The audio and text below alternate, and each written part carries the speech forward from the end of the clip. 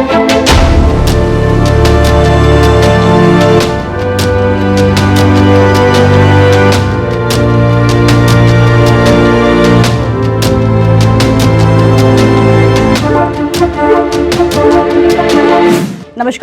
Insider live में आपका स्वागत है। आपके साथ में मैं हूं अनामिका।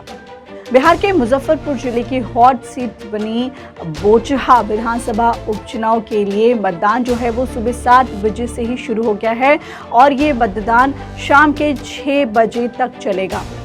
अगर कोई ऐसे मतदाता हैं जो लाइन में खड़े हैं तो वो 6 बजे के बाद भी अपना मतदान जो है वो डाल सकते हैं। इसको लेकर के तमाम तरह की जो तैयारियां हैं वो कर ली गई हैं। मतदान केंद्रों पर मतदाताओं की लाइन जो है वो सुबह 7 बजे से ही देखने को मिल रही है। बोचहा में कुल 2,90,764 वोटर अपने मतों का प्रयोग करेंगे। बोचहा में कुल 350 मतदान केंद्र बनाए गए हैं। तो तैयारियां जो हैं वो काफ़ी ज़्यादा हैं और अच्छे तरीके से हो गई है। अब बात राजनीतिक पार्टियों की करें तो सीधी की सीधी टक्कर जो है इसको लेकर के, सीट को लेकर के आरजेडी की तरफ है और दूसरी तरफ बीजेपी है। ये सीधी टक्कर है।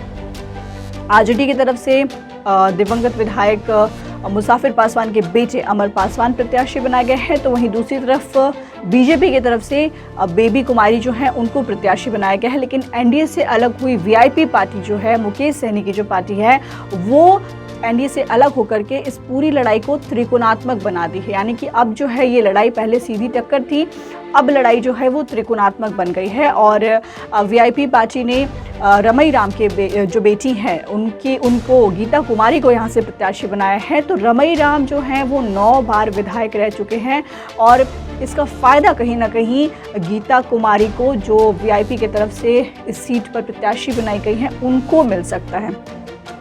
काफ़ी ज़्यादा इसको लेकर के, इस सीट को लेकर के पहले से ही चर्चाएं हो रही थी। आरजेडी की तरफ से दिवंगत विधायक मुसाफिर पासवान के बेटे अमर पासवान खड़े हैं और कहीं ना कहीं अमर पासवान को जो सिंपैथी वोट कह सकते हैं वो मिल सकता है। दूसरी तरफ बेबी कुमारी की बात करें, जो कि बीजेपी के प्रत्याशी हैं इस सीट पर। कुछ दिन पहले ही बेबी कुमारी को लेकर के जब संजय जायसवाल एक प्रेस कॉन्फ्रेंस कर रहे थे तो उस दिन बीजेपी कार्यकर्ताओं में ही काफ़ी ज़्यादा आक्रोश देखने को मिला था। अब क्या फैसला होगा ये तो आने वाला वक्त बताएगा। वीआईपी की तरफ से आपको बताया कि 9 बार विधायक रह चुकी रमई राम की जो बेटी हैं गीता कुमारी, उनको प्रत्याशी बनाया गया है। हालांकि वीआईपी की ये जो सीट है वो वीआईपी के विधायक मुसाफिर पासवान के निधन के बाद ये सीट खाली हुई थी और जो वीआईपी पार्टी है जिसके सुप्रीमो मुकेश सहनी है, वो अमर पासवान को इस सीट से अपनी तरफ से, अपनी पार्टी से प्रत्याशी बनाना चाहते थे। लेकिन चुनाव के ठीक पहले अमर पासवान जो हैं उन्होंने आरजेडी का दामन थाम लिया और फिर वो आरजेडी की तरफ से खड़े हो गए। अब बात करते हैं, मतदाताओं की बात करते हैं। तो इस सीट पर मुस्लिम, यादव और भूमियार मतदाता जो हैं वो निर्णायक माने जाते हैं और इसके साथ ही साथ पासवान, सहनी, रविदास, ये लोग भी खासा प्रभावित करते हैं। इस क्षेत्र में इन लोगों का भी दबदबा है और वो लोग भी मतदान को खासा प्रभावित कर सकते हैं। अमर पासवान को जनता की सिंपैथी मिल सकती, पहले ही बताया है। बेबी कुमारी पहले भी विधायक रह चुकी हैं। वीआईपी की गीता कुमारी को सहनी मतदाता जिता सकते हैं। तो आज की जो लड़ाई है वो काफ़ी ज़्यादा टक्कर वाली लड़ाई है और 16 अप्रैल को वोटों की गिनती होगी और उस समय फैसला सामने आ जाएगा। लेकिन आज एक एक मतदाता जो मतदान देने के लिए पहुंच रहे हैं वो प्रत्याशियों के भाग्य का फैसला कर रहे हैं।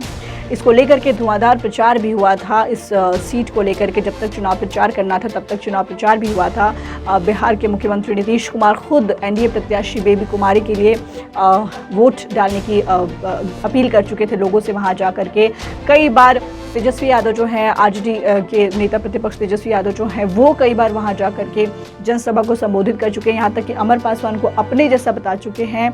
और मुकेश सहनी की बात करें तो मुकेश सहनी तो काफ़ी पहले से ही इसको लेकर के हल्ला बोले हुए हैं। तो अब जो है देखने वाली बात होगी, 16 अप्रैल तक इंतजार करना होगा। बाकी आज चुनाव से जुड़ी तमाम अपडेट लेकर के हम आपके साथ आते रहेंगे। बने रहिए इनसाइडर लाइव पर। फिलहाल अनामिका को दीजिए इजाजत। नमस्कार।